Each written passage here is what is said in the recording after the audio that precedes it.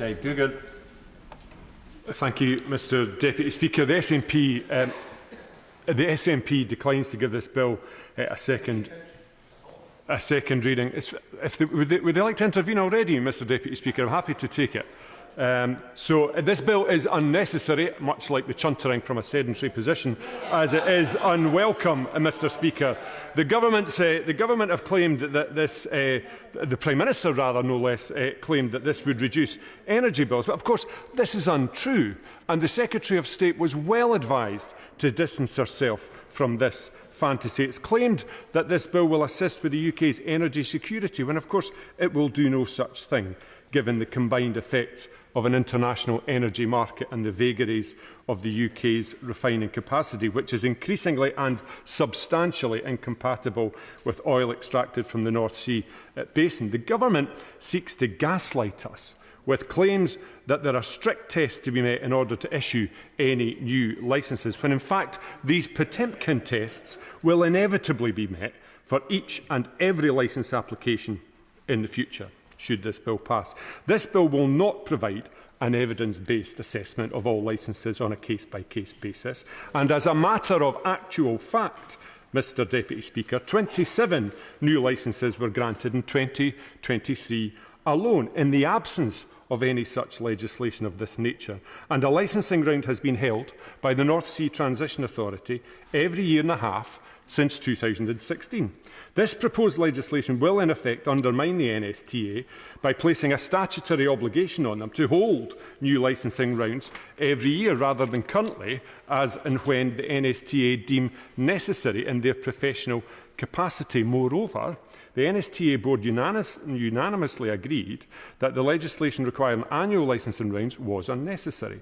But the government are advancing this as a means to guarantee unfettered access to continued hydrocarbon extraction. This is not what we need, Mr Deputy Speaker. The proponents of this bill would have us believe that more licences will deliver lower energy bills. It will achieve no such thing.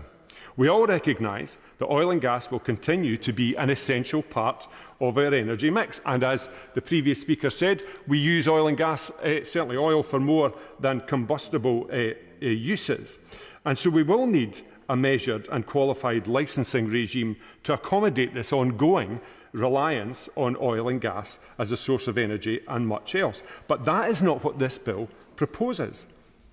And a lack of licensing is not what is pushing up the price of household and commercial energy. It is the price of gas on the international market, which consumers are forced to pay, not just for heating, but also for the electricity, given the bizarre pricing structure and the way that the UK is set up to favour gas. An energy pricing disaster which is compounded by this government's failure to properly invest in alternatives such as large-scale, long-duration storage solutions, which would dial a considerable amount of gas out of the system. That, Mr Deputy Speaker, would dial down prices as well. It's 14 years of Tory mismanagement of energy security which has seen barely sufficient investment going into renewable generation to meet the demands of the climate emergency, and practically none into the network to transmit this new energy, meaning consumers are denied access to large swathes of cheap, green, renewable energy because of grid capacity. A renewable energy, once switched off to compensate for a 1960 network, gets substituted by gas. That's the thing, an improvement, an investment in capital infrastructure, and I appreciate that the government are doing it, but it's 14 years too late. This bill will not deliver energy security, Mr Deputy Speaker. And indeed, the former Chief Executive of BP, Lord Brown, said that the government's decision to expand North Sea drilling is not going to make any difference to Britain's energy security. And the former head of the NSTA, Andy Samuel, stated in 2022 that the introduction of new licences would only make a difference around the edges. What we need from the government is a bold plan to further accelerate the electrification from renewables of our domestic energy market. What we are presented with is a backward-looking cash grab for Scotland's hydrocarbons, which comes at the cost of the just transition. Scotland will lose out by having our energy policy dictated by a Luddite and remote Westminster government focused relentlessly on the rear-view mirror rather than on the future. And on job security, Mr Deputy Speaker, I will give way. he's talking about energy policy being directed by other people. Does he share my concern about our continued membership of the Energy Charter Treaty, which means any deals that are signed now would have to be fully remunerated on their potential hope value and not on their actual value if they were decided to no longer a sovereign Britain or a sovereign Scotland? I'm neutral on this issue, but whether they were to then be phased out or cancelled.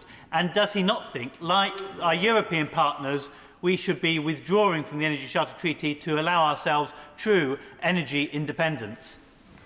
I thank the honourable gentleman, Mr Deputy Speaker, for his intervention. I agree entirely with his ambitions as regards the Energy Charter Treaty, and it's about time the government got off the fence on this issue and actually made a decision on it. On job security, Mr Deputy Speaker, let's be really clear. This government cares for oil and gas workers in Scotland every bit as much as they cared for the miners in Scotland, every bit as much as they cared for the manufacturing jobs that were put to the sword in the 80s, every much as they care for our service personnel living in squalor, every bit as much as they care about the post office staff thrown into the privatisation mincer, and every bit as much as they care for junior doctors in England. I will, of course, give way.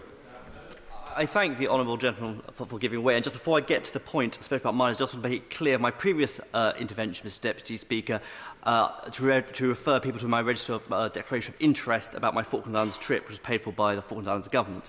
But on the honourable gentleman's point, he talks about the miners, and exactly right, in South Yorkshire, in Rother Valley, we were hit hard by the closure of mines, and that's why we need that transition. And by keeping these new licences going, that makes the transition will be slightly longer and keep more people in jobs. Surely that is a good thing to diminish the impact, the negative impact that net zero will sometimes bring to certain people. Mr Deputy Speaker, the premise of the honourable gentleman's intervention is that by delaying and maximising oil and gas production, you somehow maintain the link. You could just as easily deliver the same thing by accelerating the delivery of renewable energy and the infrastructure to transmit it to where it's needed. But that is not what and that would have the added benefit of introducing lower bills for consumers and industry and making sure that we weren't reliant on petrostates from far away with a questionable regime. So no, I'm looking through the right end of the telescope. The honourable gentleman and his government are looking through the wrong end. In short, Mr Speaker, these Tories couldn't give a flying fig for any worker on these islands, and only as long as their share price remains healthy to hang with the rest of us. And if the question is how do we protect and transition oil and gas jobs into renewable energy production, the answer is definitely not to overstimulate unlimited offshore petroleum licensing. Because according to industry data, 441,000 jobs were supported by the oil and gas sector in 2013, but this has already fallen to 213,000. 200,000 fewer jobs in 2022. This, Mr Deputy Speaker, the government has issued approximately 400 new drilling licences in 5 separate licensing rounds during this period. The claim that there is a direct and proportionate relationship between the amount of licences issued and the amount of jobs sustained is entirely spurious. And yes, of course. Grateful to the honourable gentleman for giving way. Can he explain to the House and, importantly, his constituents in Angus, I know many of whom are employed in this industry, what the SNP's current position is on the issuing of new oil and gas licences? At the moment, just now, do they support them, or is there a presumption against them? So what's important, Mr Deputy Speaker, is the understanding that we will be reliant on oil and gas. And what this government is enduring is making a false dichotomy between having unlimited new licences and having an oil and gas sector in Scottish waters and within the UK. The two things are not related in the fashion that the government is setting out. Now, what he should be asking is why will the UK, and I'll get on to this in a minute, why will the UK not match the Scottish government's ambition for the just transition and our £500 million investment? But I'll get on to that in a second. So, are you asking me if I'm giving way? No. And where is the guaranteed ring fencing of revenues, Mr Deputy Speaker, from North Sea oil and gas production for use to develop more renewable energy and accelerate the just transition? Because it's accelerating the just transition, not unduly sustaining legacy energy production that will make the difference and deliver real jobs with sustainability, both in terms of the carbon outputs and in terms of how those jobs will last into the future. Where is that support, Mr Deputy Speaker? The Government have claimed that circa £50 billion in tax revenue over the next 5 years, they advise, could be used to support a shift to cleaner forms of energy. Well, we're used to jam tomorrow from this Government, Mr Speaker, and so too can any form of fiscal revenue be used to support future development of renewable. And so too, so the vacuous observation that the Government has made is so unconnected to reality, so unconditioned and unqualified to be utterly meaningless. It would have been uncharacteristically elegant in a solution for this Government to have ring-fenced future oil and gas revenue for the green transition, to marry the endowment of the legacy hydrocarbon industry to prime the pump of opportunities for the next renewable industry. But this Government is at least consistent in their ability to disappoint. So, to the casualty of the climate from this bill, which is an inevitable consequence of this course of action, we can add the pace of delivery from new net zero opportunities in Scotland. And when oil and gas opportunities do go to a plateau of exhaustion in Scotland, and when, as everybody knows that they will, when will the cupboard, what will be left in the cupboard to support communities like in Banff and Buchan, like in Angus, in West Aberdeenshire, in Kincardine, and elsewhere in the north east of Scotland? Why is the revenues from historic exploitation of oil and gas not gone into accelerating renewable opportunities and making sure that we deliver jobs for the future? The Scottish Government, to my earlier point to the honourable gentleman's intervention, has invested £500 million into the green transition for Scotland. It's allocated. Well, it's unlike anything to do with this bill. That is funding that is allocated and is there to be invested. Now, I'll tell you why, Mr Speaker, this Government are nervous of that figure, and that's because if the UK was to match Scotland's ambition in the just transition, it would be £5 billion across the UK. But we see no such commitment, we see no such vision, and no such climate ambition.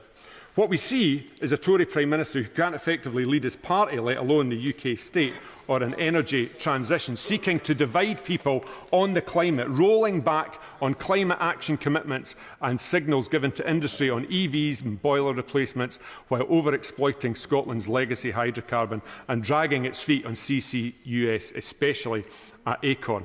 Mr Deputy Speaker, the picture is relieved for even those with the largest blinkers. The hallmark of failure is stamped on this Tory Government, who will politicise anything, even the climate consensus, in a vain attempt to stem their electoral destruction.